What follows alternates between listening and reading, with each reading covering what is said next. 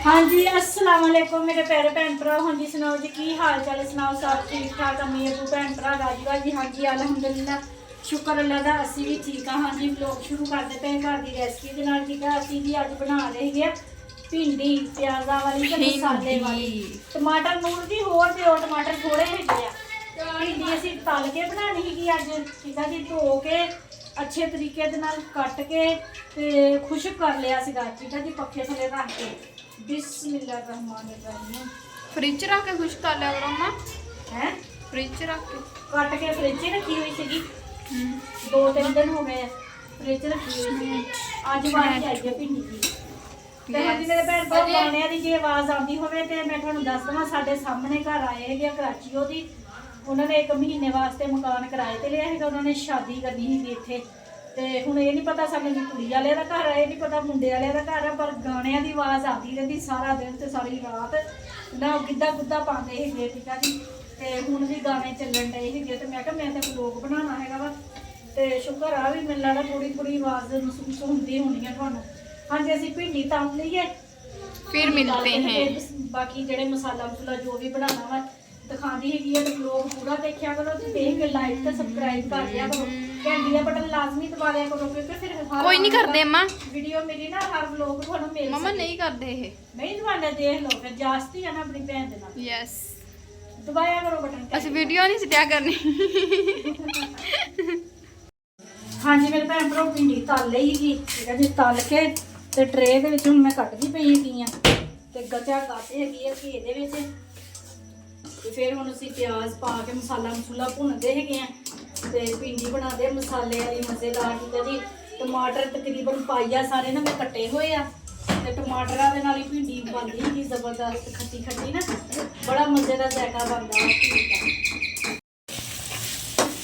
हाँ जी मेरे भैन भरा प्याज असीं ब्राउन कर ले हैगे हल्के जे ज़्यादा नहीं। ठीक है जी ए मिर्च मसाला हैगा वा बिस्मिल्लाहिर्रहमानिर्रहीम। ऐशा दे पापा आ गए हुए काम तो।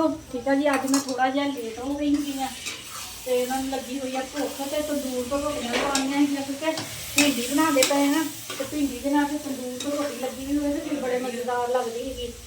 ते साबुत मिर्चां नाल पाउण लगी हैगियां, मैनूं साबुत मिर्चां ना बहुत ज़्यादा पसंद हैगियां वा ते मसाला अच्छे तरीके नाल भुनदे हैगे ते फिर विच भिंडी शामिल करदे।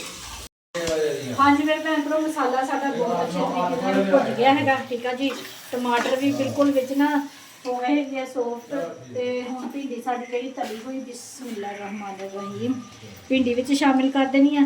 भिंडी दे विच गचा गच घेर चिया होया वा ते जदों हुण असीं भिंडी शामिल करनी है ना ते विच वावा खुला घेर हो जाना। प्याज़ा दे विच भी खुला घेर सीगा ते भिंडी दे विच भी खुला घेर सीगा ते हुण बहुत ज़बरदस्त भिंडी मिक्स भी हो जानी है तो सालन जबरदस्त साडा तैयार हो जाना। हरियां मिर्चां पाइयां ना जिहड़ियां इत्थीं कि रोटी ते फिर मैं खाऊंगी। अली हैदर चला गया तो दूर से रोटियां लवान। ठीक है जी मेरे मूँह च पानी आन डिया कि जल्दी जल्दी पक्के हांडी ते रोटी खाइए। ठीक है मियाँ जी नूं भी भुख लगी हुई है, वो भी बाहर इंतजार करते थे भी जल्दी जल्दी रोटियां लग के आन ते रोटी खाइए। हाँ जी मेरे भैन भरा अली हैदर ना तौलिया ਅਸੀਂ ਸਾਡੇ ਤੌਲੀਏ ਗੰਦੇ ਹੋਏ ਸੀ, ਅਸੀਂ ਤੌਲੀਏ ਧੋਣੇ। तौलिया नहीं धोन डे तौल ਉਹ ਜਿਹੜੀ ਲਿਆਂਦੀ ਸੀਗੀ ਤੇ ਉਹ ਨਾ ਮੈਂ ਬਣਾਉਣ ਡਈ ਪਾਣੀ ਗਰਮ ਦੇ ਵਿੱਚ ਪਾ ਲਓ ਨਾ ਤੇ ਫਿਰ ਇਸ ਤਰ੍ਹਾਂ ਕਰਕੇ ਨਾ ਆਹ ਉੱਪਰੋਂ ਜਿਹੜਾ ਕਾਲਾ ਕਾਲਾ ਨਾ ਉਤਰ ਜਾਂਦਾ ਹੈਗਾ ਵਾ ਉਹ ਕਰਨ ਡਈ ਕਿ ਬਣਾ ਸਵਾਰ ਕੇ ਧੋ ਤੇ ਹੁਣ ਇਹਨੂੰ ਰੋਟੀ ਦੇ ਦਿਓ ਜਲਦੀ, ਪਾਪਾ ਨੂੰ ਭੁੱਖ ਲੱਗੀ ਆ।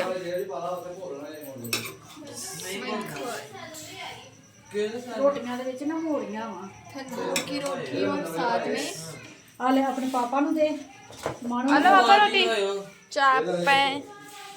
पापा रोटी रोटी चेक करो कितनी प्यारी है।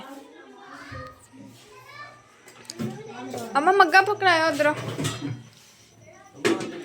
सबर कर लो। ਫੁਲਕੇ ਕਿਉਂ ਤੋੜ ਲੈ ਗਿਆ ईमान दी रोटी नूं भुख लगी ओनू तू ਆ ਲੈ ਧੋ ਕੇ ਦਈਆ ਪਤਾ ਨਹੀਂ ये लो मानो फैशन है नहीं मैं पानी रखदा पहले जग च। हाँ जी मेरे भैन भरा भुख बड़ी जबरदस्त लगी हुई सी रोटी खाण डे मज़ेदार भिंडी बनी ही थी। पहले नमक थोड़ा जिहा घट सीगा, नमक पा के ना बहुत मज़े रहिंदा। एक नमक कितना को कीमती नमक है कि नमक पूरा विच ना होवे तो हांडी दा मज़ा ही नहीं आता।